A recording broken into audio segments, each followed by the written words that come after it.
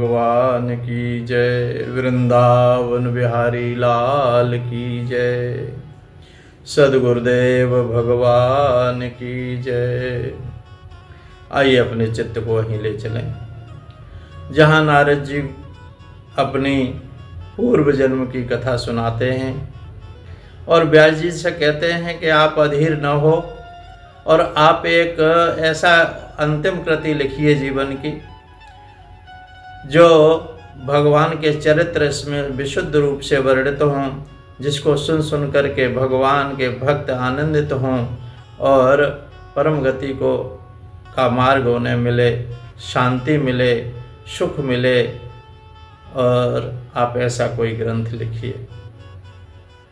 व्यास जी कहते हैं कि भगवान अब मुझ में कहाँ शक्ति है, कहाँ दिखाई दे रहा है कि मैं अब लिख सकूँगा। असमर्थ हूँ। बोले असमर्थता नहीं, संतों का सहारा ले लो, संतों का स्मरण करो। बोले संतों का स्मरण क्या है, क्या प्रमाण है कि संतों के स्मरण से सब कुछ हो जाएगा। बोले हो जाएगा, मैं ही प्रमाण हूँ इसका। वाल्मीकि नारद घट योनि, निज जिन मुखन कई निज होनी। सो जाने सत्संग प्रवाहु, लोकन वेदन आनो पाऊ। मैं अपने मुख से अपनी ही कहानी आपको सुनाता हूँ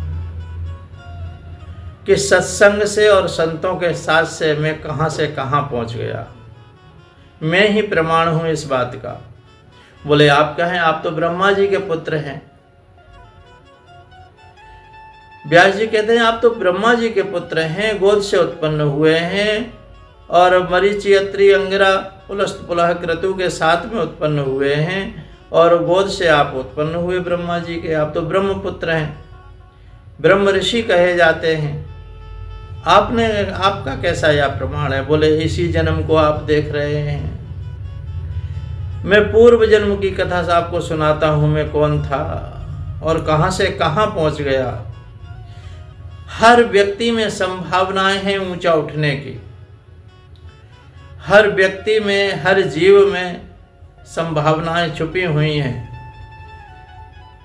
जो अर्श पर है, फर्श पर है, वो कभी अर्श पर भी हो सकता है।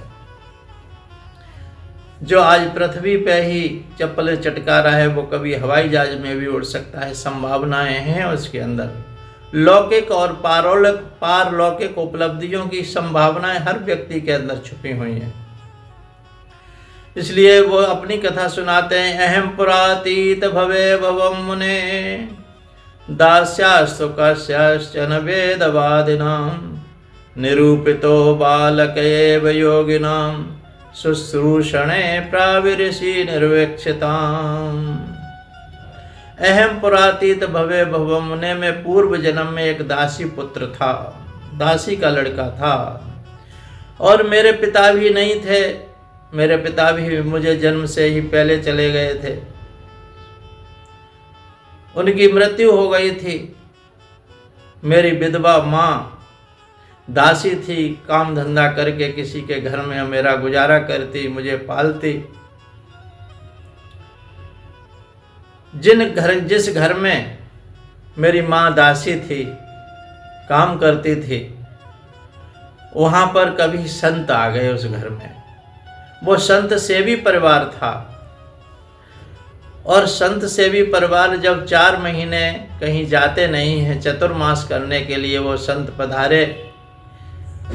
पहले ये घर गांव में ये प्रथा थी। जो सन्यासी संत होते थे, संत सुखी विचरंत मही, पहले कुटियां बना करके नहीं रहते थे। गांव में कुटियां हुआ करती थीं और जहां संत आ जाते और सभी के सभी गांववासी आकर के स्वागत करते और उनकी रहने सहने की व्यवस्था करते और खाने पीने की सब व्यवस्था करते और वो धर्म का उपदेश दिया करते थे।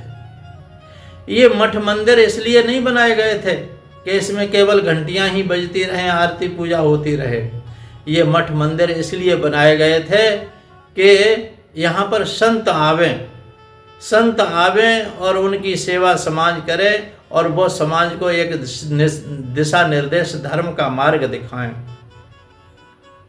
लेकिन आज समाज केवल जहाँ पर मंदिर बने हुए हैं वो केवल घंटा और आरती पूजा में ही अटक करके रह गए हैं। कोई दिशा निर्देश नहीं वहाँ से, कोई समाज का उत्थान नहीं वहाँ से। आजकल सब के सब दिशाहीन हो रहे हैं। इसलिए नारद जी कहते हैं कि मैं दासी पुत्र था और वहाँ पर संतों की जब आगमन हुआ तो उनकी सेवा में मुझे लगा दिया गया और मैं सेवा में खूब, मैं था तो छोटा सा बच्चा, लेकिन मैं खूब दौड़ दौड़ के सेवा किया करता था संतों की सेवा करता। मैं जाकर के उनके लिए फूल लाता और मैं चुन चुन करके सभी उनकी सफाई करता, कपड़े धो देता, और जब धोया भी नहीं जाता था, मुझसे बाल्टी भी नहीं उठती थी, उस समय में खूब अपने चाव से उनकी सेवा किया करता था। और सेवा से प्रसन्न होकर के मेरे गुरुजी जो थे उन्होंने मुझ पर बड़ी कृपा की और उन्होंने कहा, बच्चा तुम क्या चाहते हो? बोले गुरुजी मैं भी भजन करना चाहता हूँ। और उन्होंने मुझे मंत्र दे दिया। उन्होंने कहा कि कोई उम्र नहीं होती भजन की बेटा, जब इच्छा हो तभी से भजन में लग जाना चाहिए, क्योंकि जीवन ही इसीलिए मिला है। उन्होंने मुझे मंत्र दीक्षा दे दी। मैं गुरुजी की बहुत सेवा करता था। एक दिन उनकी कृपा हुई मुझ पर, मेरी सेवा से संतुष्ट होकर के, वैसे तो संत कभी भी अपनी थाली में कुछ अन्न का कण छोड़ते नहीं हैं, लेकिन उस एक दिन उन्होंने खूब प्रसाद छोड़ दिया। थाली में कभी भी संतों का आप देखना, थाली में कोई भी अन्न का कण व्यर्थ नहीं डाल जाएगा। संतों से प्रेरणा इसी बात की ले लेनी चाहिए कि हम अन्न के कण बिगाड़ते तो नहीं है, कहीं नाली में तो नहीं जाते हैं। इतना लो थाली में जो बेकार न जाए नाली में। नाली में अन्न का कण न बहना चाहिए। अन्न का कण कभी भी संत नहीं बिगाड़ते हैं। और उन्होंने एक दिन मुझे अपनी थाली में प्रसाद छोड़ दिया। मैंने कहा गुरुजी आज प्रसाद कैसा छोड़ रहे हैं, कभी तो छोड़ते नहीं हैं। लेकिन उन्होंने इशारा किया हाथ से, पा लेना बेटा ये प्रसाद। मैं बड़ा प्रसन्न हो गया। मेरे गुरुजी ने आज प्रसाद थाली में छोड़ दिया। और प्रसन्न होकर के उच्चिष्ट ले पान मोदितो दुजई सक्रस्म भुंजे तदपास्त किलविषा। उच्चिष्ट लेपानुमोदित अनुमोदित होकर के मैंने वो प्रसाद पाया और सक्रस्म भंजे एक बार ही जीवन में पाया था और मेरे गुरुजी ने दिया था। और देखो अगर गुरुजी कभी दे दें, वैसे तो उच्चिष्ट देते नहीं हैं, छोड़ते नहीं हैं, लेकिन कभी कृपा करके दे दें और अनुमोदित होकर के दें, ये बेटा खा लेना, तो खा लेना, उसमें कुछ ना कुछ जरूर छुपा हुआ है। और उच्चिष्ट अनुमोदित होकर के मैंने खा लिया। सक्रस्म भंजे तद पास्त किल्पिसा। उस समय मेरे जन्म जन्मांतरों के पाप नष्ट हो गए उस प्रसाद को खाने से। और एवं प्रवृत्ति से विशुद्ध चेत, मेरा विशुद्ध चित्त हो गया एकदम। और तद धर्म एवं आत्मा रुचि प्रजायते। फिर आत्मा में मेरी रुचि उत्पन्न हो गई। मुझे ऐसे लगा कि ये संसार बिल्कुल मिथ्या है, इसमें कोई सार है नहीं है, ये सारहीन है। आत्मरुचि प्रजायते, मेरी आत्मरुचि हो गई। और एक दिन वो संत जाने लगे। 4 महीने पूरे हो गए थे, वर्षा ऋतु समाप्त हो गई थी, आसमान साफ हो गया था। और वो फिर आगे बढ़ने लगे तो मैं रोने लगा। मैंने कहा गुरुजी मैं साथ ही चलूंगा। आपने तो कहा था ये संसार बंधन है। आप रोज सत्संग सुनाया करते थे, कथा सुनाया करते थे, वेदांत की चर्चा सुनाते थे, आप शाम को भगवान की कथा सुनाते थे। आपने कहा था कि ये संसार मिथ्या है, बेकार है, इसमें कभी फंसना नहीं चाहिए, मुझे भी ले चलो। तब उन संतों ने कहा कि मैं ये भी तो बताया करता था बेटा, तुमने एक बात सुनी, एक नहीं सुनी। क्या सुनाते थे गुरुजी? मैं यही सुनाता था कि मातृदेवो भव, पितृदेवो भव, आचार्य देवो भव। गुरु का नाम पहले माता पिता का नाम आया, मातृदेवो भव। तो ये बात क्यों नहीं सुनी आपने, क्यों नहीं समझी? अभी तुम्हारी माता है, माता का सेवा करो। जब माँ इस संसार में न रहे, शरीर पूरा हो जाए तो आ जाना, मैं मिल जाऊंगा। जिधर को तुम मुंह करके चले आओगे, उत्तर दिशा की तरफ चलना। जब आप चलने लगो संसार छोड़ करके, वैराग्य प्राप्त करके और सबसे मुक्त होकर के इस संसार की वासनाओं को छोड़ करके चलने लगो, तो उत्तराखंड की तरफ चलना, मैं मिल जाऊंगा। तो यही हुआ। वो कहते हैं एक दिन मेरी माँ दूध दोने के लिए गई, तो जा करके सर्प ने डस लिया। रात्रि को गई थी और वो उसका मृत्यु हो गई। मृत्यु होकर के अनुग्रह मन ने माना। और मैंने कहा कि देखो भगवान ने ये एक बंधन था माता का, वो भी छूट गया। अब तो बिल्कुल कोई भी नहीं, अब तो केवल भगवान ही भगवान मेरे हृदय में हैं। तो माँ का मैंने संस्कार किया। संस्कार करने के बाद उत्तर दिशा की तरफ चलने लगा। वहाँ वन पहाड़ और सब कुछ चीरता हुआ, मैं पहनता हुआ सब कुछ आगे बढ़ता रहा, कहीं रुका नहीं। और एक जगह पे पहुंचा, मैं थका हुआ था, भूखा हुआ भी था, और एक सरोवर के किनारे पीपल का वृक्ष था, और मैं वहाँ पर बैठ गया। हाथ मुँह धो करके बैठा, पान किया जलपान करके, और ध्यायतश्चरणाम्भोज, जैसे जैसे मेरे गुरुजी ने बताया था ऐसे ध्यान करना बेटा भगवान का। ऐसे ही मैं अभ्यास किया करता था, और उसी अभ्यास से गुरुजी के बताए हुए ध्यायतश्चरणाम्भोज भाव निर्जित चेतसा उत्कंठ्याश्रुकलाक्षस्य हृदयासीन में शनै हरि।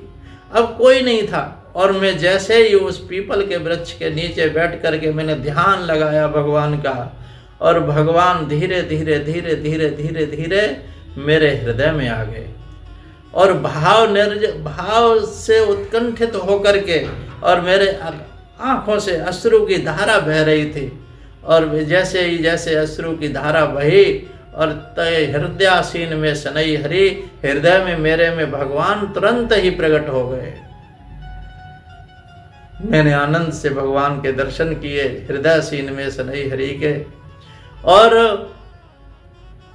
तभी उसी समय वो मूर्ति जो त्रिभुवन मोहनी मूर्ति जो प्रकट हुई थी मेरे हृदय में, वो एकदम अंतर ध्यान हो गई, फिर नहीं आई। और फिर नहीं आई तो मैं छटपटाने लगा। और देखो, ऐसा कोई नहीं होगा संसार में, कोई भी जो भगवान के लिए भजन करता हो, जप करता हो निष्ठा से, और गुरु के बताए हुए मार्ग पर चलता हो, आचरण से युक्त हो। आचरणहीनों की तो बात मैं नहीं करता,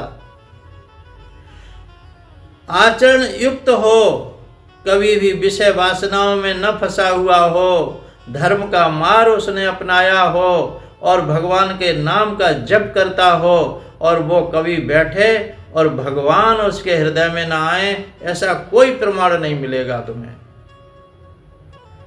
कोई भी ऐसा संत नहीं मिलेगा भगवान उनके हृदय में आए, क्योंकि इतनी चूरन चटनी छोटी थोड़ी थोड़ी चटा देते हैं भगवान अपनी रूप माधुरी की, सबको चटाते हैं। मन लगने का कारण यही है कहीं ये टूट ना जाए।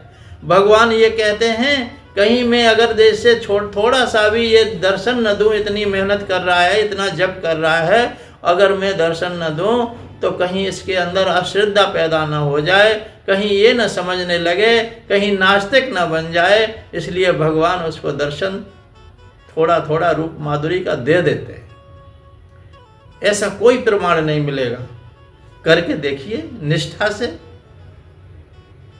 और तभी जब मैं छटपटाने लगा, और तभी आकाशवाणी हुई उन परब्रह्म परमात्मा ने मुझे, जो वाणी के विषय नहीं है, वाणी के विषय भगवान नहीं है, लेकिन उन्होंने वाणी, आकाशवाणी कर दी मेरे लिए।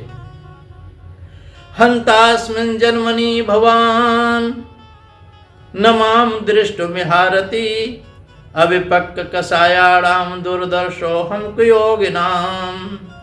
तो कैसे आकाशवाणी की और कैसे क्या किया, आकाशवाणी ने क्या कहा, और नारद जी ने फिर कैसे अपना जीवन साल बनाया, और कैसे कैसे संसार में रहे, और फिर जाकर के सृष्टि का प्रलय में कैसे वो ब्रह्मा जी के मुख में समा करके भगवान के में स्थित हो गए, और फिर जाकर के सृष्टि रचना हुई तो ब्रह्मा जी की गोद से उत्पन्न हो गए, ब्रह्म ऋषि को बुलाए। ये अगले भाग में सुनेंगे। इतना ही कह करके वाणी को विराम। बोलिए सच्चिदानंद भगवान की जय, वृंदावन बिहारी लाल की जय, सियापति रामचंद्र भगवान की जय, सद्गुरुदेव भगवान की जय। जय जय श्री राधे श्याम।